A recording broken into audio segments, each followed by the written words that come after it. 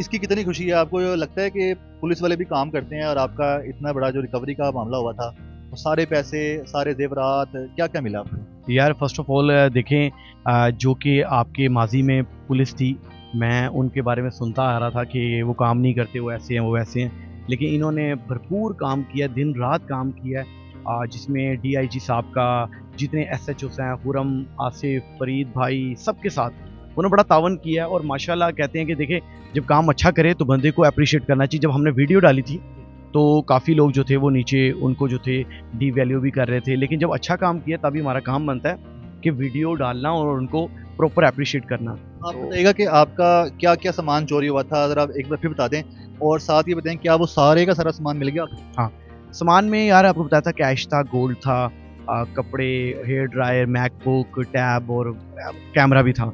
काफ़ी चीज़ें थी और उसमें आर्टिफ़िशियल चीज़ें भी थी।